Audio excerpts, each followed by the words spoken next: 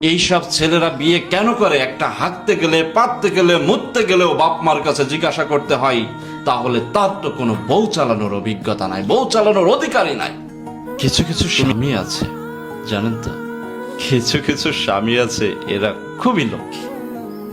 এরা এতটাই লক্ষ্মী ছেলে, এতটাই লক্ষ্মী ছেলে যে তার বাবা মায়ের কথা ছাড়া সে হাঁকতেও যায় না, হাঁকতে পারেই না। হাগা তো দূরের কথা, একটা পাদও দিতে পারে না। পাদ দিতে গেলেও বাপ মার কাছে জিজ্ঞাসা করে, মা আমি কি পাদু দেব? এইসব ছেলেরা বিয়ে কেন করে ভাই?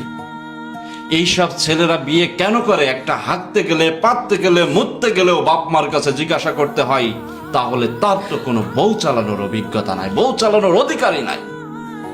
তুমি যদি এতই লক্ষ্মী ছেলে হও ভাই, তোমার জন্য বিয়ে না, তোমার জন্য সংসার না, তোমার জন্য জীবনে কোনোদিন বিয়ে নামটাই হলো হারাম। তুমি তোমার মায়ের কোলে শুয়ে থাকো না রে ভাই। তোমার বাদ লাগলে যদি তোমার মার কাছে জিজ্ঞাসা করতে হয়, হাগু মতো লাগলেও যদি মার কাছে জিজ্ঞাসা করতে হয়, তুমি তোমার মায়ের বুকের দুধ খেয়ে ঘুমিয়ে পড়ো। বিয়ে তোমার জন্য না।